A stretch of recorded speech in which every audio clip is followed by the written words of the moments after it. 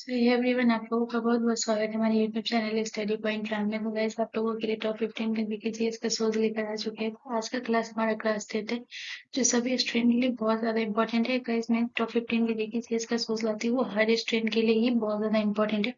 आपको इसमें बिल्कुल वैसे ही क्वेश्चन देखने को मिलेंगे जो बिल्कुल आपके एग्जाम के बेस्ट क्वेश्चन आते हैं।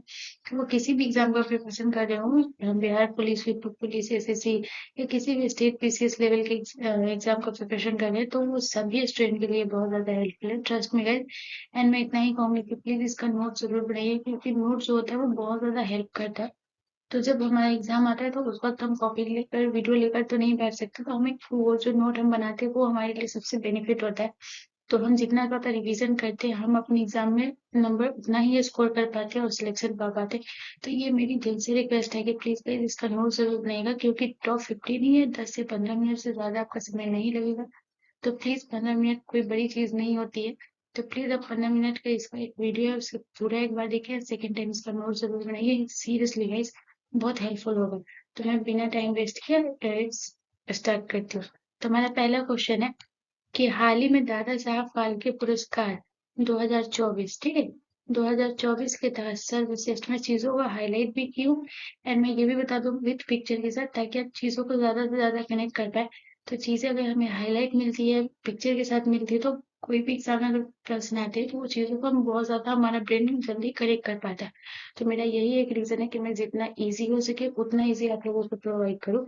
तो सर्वश्रेष्ठ फिल्म का पुरस्कार जो है वो किसे मिला है? तो कौन सी फिल्म को सर्वश्रेष्ठ फिल्म का पुरस्कार मिला है? तो ऑप्शन ए जवान को, ऑप्शन बी एनिमल को, ऑप्शन सी सैम बहादुर को, या ऑप्शन डी डंकी को। तो इसका जो करेक्ट आंसर होगा, जो हाल फिलहाल जो सर्वश्रेष्ठ फिल्म पुरस्कार जो मिला है, वो है ऑप्शन नंबर ए, करेक्ट आंसर होगा जवान को। और अगर पूछ दे कि सर्वश्रेष्ठ अभिनेता का पुरस्कार किसे मिला है, तो ये भी याद रखिएगा कि वो शाहरुख खान को मिला है। तो जो हमारे शाहरुख खान है, वो हमें सर्वश्रेष्ठ अभिनेता का पुरस्कार मिला है। और उन्हीं की फिल्म जवान को सर्वश्रेष्ठ फिल्म का पुरस्कार मिला, ये याद रखिएगा। चलिए नेक्स्ट क्वेश्चन की तरफ।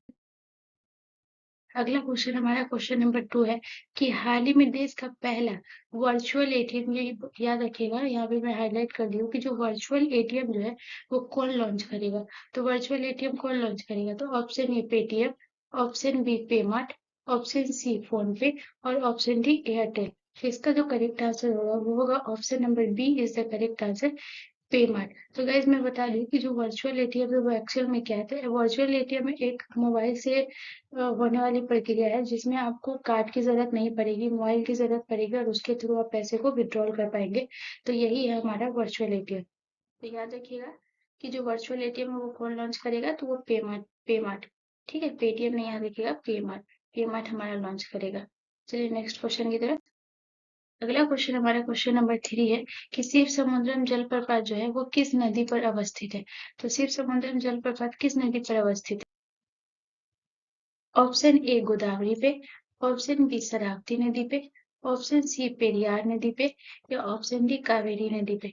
तो याद रखिएगा जो शिव समुद्रम हमारा जलप्रपात है वो हमारा कावेरी नदी पे अवस्थित है, ये याद रखिएगा। और बहुत इंपॉर्टेंट है कि नदी पूछ देता है तो कावेरी नदी याद रखिएगा।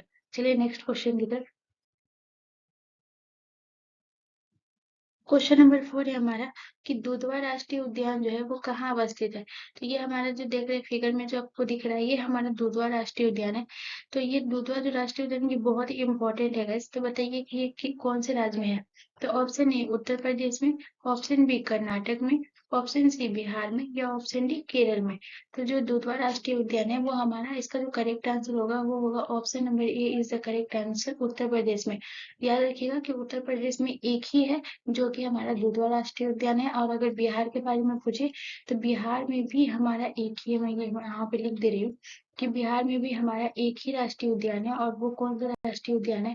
तो गाइस याद रखिएगा कि बिहार में जो हमारा एक राष्ट्रीय उद्यान है वो है वाल्मीकि राष्ट्रीय उद्यान, और उत्तर प्रदेश में एक राष्ट्रीय उद्यान है जो दुधवा राष्ट्रीय उद्यान है। ठीक है, चलिए नेक्स्ट क्वेश्चन की तरफ।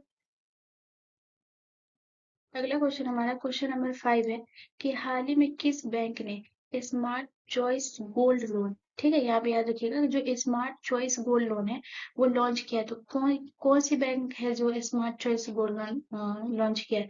तो ऑप्शन ए बीओबी बैंक, यानी bank of Baroda bank, option B Yes bank, option C Kotak bank या ऑप्शन डी इनमें से कोई नहीं। तो कैसे याद रखिएगा, इसका जो करेक्ट आंसर होगा वो होगा option number C is the correct answer. जो कोटक बैंक है वो हमारा स्मार्ट चॉइस गोल्ड लोन जो है वो लॉन्च किया है कोटक बैंक, कोटक महिंद्रा बैंक। चलिए नेक्स्ट क्वेश्चन की तरफ। अगला क्वेश्चन हमारा क्वेश्चन नंबर 6 है कि भारत की सबसे लंबी सिंचाई नहर कौन सी है। तो भारत की जो सबसे लंबी सिंचाई नहर है वो कौन सी है। तो ऑप्शन ए सरहिंद नहर, ऑप्शन बी इंदिरा गांधी नहर, ऑप्शन सी यमुना नहर या ऑप्शन डी इनमें से कोई नहीं। तो इसका जो करेक्ट आंसर होगा वो होगा, तो इंदिरा गांधी नहर जो है वो सबसे लंबी सिंचाई नहर है जो हमारा इंदिरा गांधी है। और अगर पूछे ये कौन से राज्य में पड़ता है तो गाइस याद रखिएगा जो इंदिरा गांधी नहर है वो हमारा राजस्थान में पड़ता है। और इंदिरा गांधी नहर को राजस्थान का मरुगंगा भी कहते हैं, ये भी बहुत इंपॉर्टेंट है। और ये विश्व की सबसे बड़ी सिंचाई परियोजना है, ये भी याद रखिएगा, ये सबसे बड़ी सिंचाई परियोजना है। ठीक है, और इसे राजस्थान का मरुगंगा भी कहते हैं। ठीक है, चलिए नेक्स्ट क्वेश्चन की तरफ। अगला क्वेश्चन हमारा क्वेश्चन नंबर 7 है कि निम्नलिखित में से किसने सभी तीनों गोलमेज सम्मेलनों में भाग लिया था। तो तीनों गोलमेज सम्मेलन में भाग कौन से लिए थे। तो ऑप्शन ए महात्मा गांधी ने, ऑप्शन बी राजेंद्र प्रसाद ने, ऑप्शन सी जवाहरलाल नेहरू ने या ऑप्शन डी भीमराव अम्बेडकर ने। तो पिक्चर देख के आप लोग समझ गए होंगे कि इसका जो करेक्ट आंसर होगा वो होगा option number D is the correct answer. Bhimrao Ambedkar जो थे वो तीनों गोलमेज सम्मेलन में भाग लिए थे। और जो गांधी जी थे ये भी बहुत इंपॉर्टेंट है कि जो गांधी जी थे वो सिर्फ दूसरे वाले गोलमेज सम्मेलन में भाग लिए थे। तो ये याद रखिएगा कि जो पहला गोलमेज सम्मेलन हुआ था वो मैं लिख देती हूँ। पहला हुआ था 1930 में, दूसरा गोलमेज सम्मेलन हुआ था 1931 में,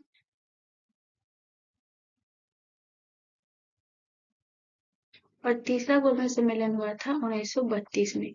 तो ये तीनों गोलमेज सम्मेलन है जो याद रखिएगा, एक 1930, एक 1931 और एक 1932 जो है वो हमारा करेक्ट आंसर होगा। तो याद रखिएगा कि जो दूसरा गोलमेज सम्मेलन था 1931 वाला गोलमेज सम्मेलन था उसमें महात्मा गांधी ने भाग लिया था। और जो 1930, 1931 और 1932 वो तीनों गोलमेज सम्मेलन था वो भीमराव अम्बेडकर ने इस तीनों गोलमेज सम्मेलन में भाग लिया था। और ये बहुत इंपॉर्टेंट क्वेश्चन है, ये क्वेश्चन हमेशा पूछता है कि कौन थे जिन्होंने तीनों गोलमेज सम्मेलन में भाग लिया, या ऐसे भी पूछ सकते हैं कि गांधी जी ने कौन से गोलमेज सम्मेलन में भाग लिया। तो ये याद रखिएगा कि गांधी जी दूसरा गोलमेज सम्मेलन में, और महात्मा गांधी और ये भीमराव जो अम्बेडकर थे वो तीनों गोलमेज सम्मेलन में भाग लिए थे। मैं यहाँ पे लिख दे रही हूँ, तो ये याद रखिएगा। ठीक है, चलिए नेक्स्ट क्वेश्चन की तरफ। अगला क्वेश्चन हमारा क्वेश्चन नंबर 8 है कि अच्छे पोषण को बढ़ावा देने के उद्देश्य से, याद रखिएगा यहाँ पे क्या बोल रहा है कि अच्छे पोषण को जो बढ़ावा देने के उद्देश्य से निम्न में से किसने पोषण उत्सव को शुरू किया है। तो जो अच्छे पोषण को बढ़ावा देने के लिए कौन है जिसने पोषण उत्सव को शुरू किया है। तो ये भी बहुत इंपॉर्टेंट है और रिसेंट का क्वेश्चन है। तो आपको ये करंट बेसिस क्वेश्चन आपका ये हो गया, ये जो कि बहुत इंपॉर्टेंट है, हर एग्जाम में ये पूछता ही है। तो ऑप्शन ए गृह मंत्रालय, ऑप्शन बी शिक्षा मंत्रालय, ऑप्शन सी खेल मंत्रालय, ऑप्शन डी महिला व बाल विकास मंत्रालय। तो याद रखिएगा कि जो अच्छे पोषण को बढ़ावा देने के उद्देश्य से जो पोषण तत्व शुरू किया है वो महिला व बाल विकास मंत्रालय के द्वारा जो है वो शुरू किया गया। ये बहुत इंपॉर्टेंट है guys, और इसे याद भी रखिएगा, बहुत इंपॉर्टेंट है कि पोषण उत्सव जो है वो शुरू किसने किया था। तो महिला व बाल विकास मंत्रालय के द्वारा अच्छे पोषण को बढ़ावा देने के लिए। चलिए नेक्स्ट क्वेश्चन की तरफ। अगला क्वेश्चन हमारा क्वेश्चन नंबर 9 है कि मौर्य वंश का अंतिम जो शासक था वो कौन था। तो option A Chandragupta Maurya, option B Vishnugupta Maurya, option C Harshavardhana Maurya या ऑप्शन डी बृहदत्त मौर्य। तो इसका जो करेक्ट आंसर होगा वो option number D is the correct answer, Brihadatta. Brihadatta Maurya जो है वो मौर्य वंश के अंतिम शासक थे। और इनका जो शासन काल था वो 187 से लेकर, अगर मैं लिख देती हूँ कि 187 से लेकर 180 ईसा पूर्व था। ठीक है, ये बहुत इंपॉर्टेंट है कि 187 से लेकर 180 ईसा पूर्व जो है इनका कार्यकाल था। और ये बहुत ही इंपॉर्टेंट है कि मौर्य समाज के अगर प्रथम शासक के बारे में पूछे तो याद रखिएगा कि जो प्रथम शासक थे वो चंद्रगुप्त मौर्य थे, और जो अंतिम शासक थे वो बृहदत्त मौर्य थे। ठीक है, और इनका शासनकाल था 187 से लेकर 180 ईसा पूर्व। और इन्हीं के सेनापति ने, बृहदत्त के सेनापति ने उनकी हत्या कर दी थी। तो याद रखिएगा गाइस कि जो मौर्य वंश का प्रथम शासक था वो चंद्रगुप्त मौर्य था, और जो मौर्य गुप्त का अंतिम शासक था वो बृहदत्त मौर्य था। याद रखिएगा। चलिए नेक्स्ट क्वेश्चन की तरफ। अगला क्वेश्चन हमारा क्वेश्चन नंबर 10 है।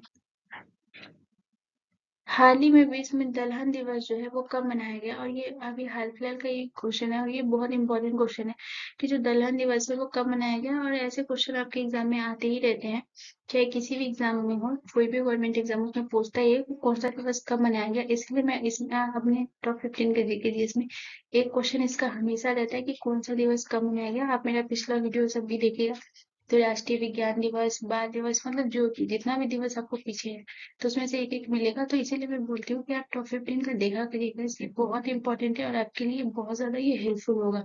तो विश्व दलहन दिवस जो है वो कब मनाया गया? तो ऑप्शन ए 1 फरवरी को, ऑप्शन बी 5 फरवरी को, ऑप्शन सी 8 फरवरी को, या ऑप्शन डी 10 फरवरी को।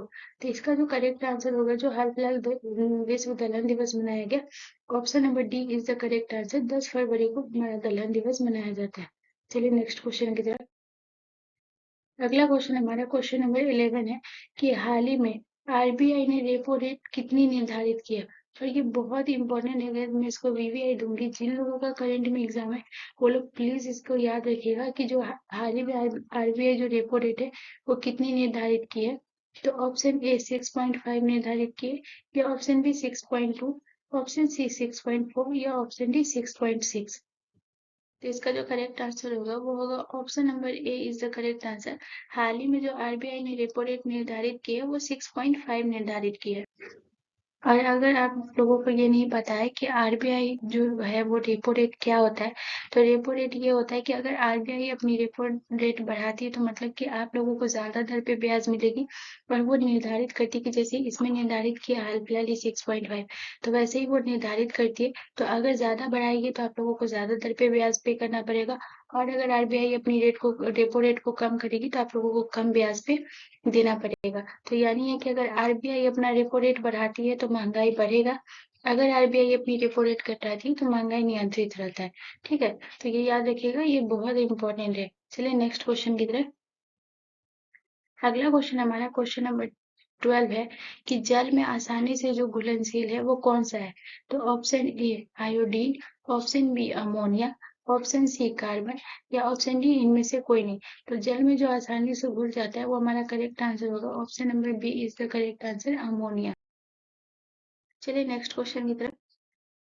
अगला क्वेश्चन हमारा क्वेश्चन नंबर 13 है कि हड़प्पा सभ्यता में पुरातात्विक विदों को किस स्थान पर जोते हुए खेत का साक्ष्य मिला है? तो ये बहुत ही इंपॉर्टेंट है कि जो जोते हुए जो खेत थे वो उसका साक्ष्य कहाँ मिला है। ऑप्शन ए लोथल में, ऑप्शन बी कालीबंगा में, ऑप्शन सी मोहनजोदड़ो में, या ऑप्शन डी बनवाली में। तो जोते हुए खेत के जो साक्ष्य मिले हैं उसका जो करेक्ट आंसर होगा वो होगा option number B is the correct answer, Kalibangan में। और अगर आपसे पूछ दे कि कालीबंगा का जो खोज करता है वो कौन है, तो याद रखिएगा कि जो अमलानंद घोष है उन्होंने ही कालीबंगा का खोज किया था। 1953 में जो है इन्होंने कालीबंगा का खोज किया था।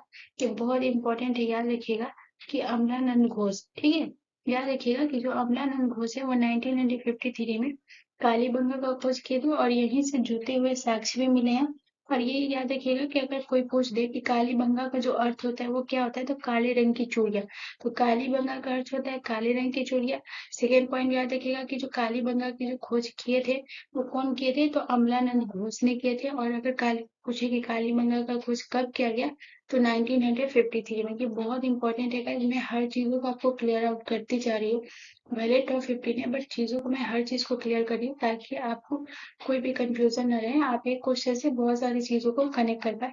और यही सबसे बड़ी इंपॉर्टेंट चीज है, हमारा कम लाने का मतलब है और ज्यादा से ज्यादा आपको नॉलेज प्रोवाइड करना है और क्लियर आउट चीजों को करना है। चलिए नेक्स्ट क्वेश्चन की तरफ। अगला क्वेश्चन हमारा क्वेश्चन नंबर 14 है कि हाल ही में किस राज्य सरकारी नौकरियां हेतु 2 बच्चों के नियम को एससी ने मंजूरी मिल गई है?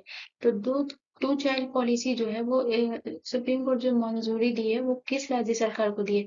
तो option A Bihar, option B Kerala, option C Rajasthan, या ऑप्शन डी कर्नाटक। तो इसका जो करेक्ट आंसर होगा वो होगा option number C is the correct answer, Rajasthan जो है इसका करेक्ट आंसर होगा। जो 2 बच्चों के नियम को सुप्रीम कोर्ट मंजूरी दी है राज्य सरकार में सरकारी नौकरियां हेतु, ठीक है। 2 बच्चों के जो नियम को मंजूरी दी है वो राजस्थान ने दी है, ठीक है, याद रखिएगा। चलिए नेक्स्ट क्वेश्चन की तरफ। अगला क्वेश्चन हमारा क्वेश्चन नंबर 15 है कि हाल ही में बायो एशिया का 21वां संस्करण जो है वो कहाँ हुआ था। तो यहाँ पे आपको फिगर में आपको दिख रहा होगा, मैं फिगर में ही दे दी हूँ कि बायो एशिया का जो 21वां संस्करण है वो कहाँ हुआ। तो ऑप्शन ए मुंबई में, ऑप्शन बी हैदराबाद में, ऑप्शन सी बेंगलुरु में, ऑप्शन डी असम में। तो बायो एशिया का जो 21वां संस्करण हुआ उसका करेक्ट आंसर होगा option number B is the correct answer, Hyderabad. Hyderabad जो है वो करेक्ट आंसर है, ठीक है। और यहाँ पे देख भी लीजिएगा कि जो फरवरी 24 से 26 जो है वो हैदराबाद में हुआ था बायो एशिया का। चलिए, तो होपफुली गाइस आप लोगों को ये वीडियो बहुत पसंद आया होगा। अगर पसंद आया होगा तो मेरे चैनल को लाइक शेयर एंड सब्सक्राइब करना ना भूले। एंड ट्रस्ट मी गाइस, ये आप लोगों के लिए बहुत ज्यादा हेल्पफुल होगा। तो होपफुली आप लोगों को पसंद आएगा तो प्लीज एक सब्सक्राइब जरूर करिएगा। एंड मिलते हैं नेक्स्ट वीडियो में। धन्यवाद।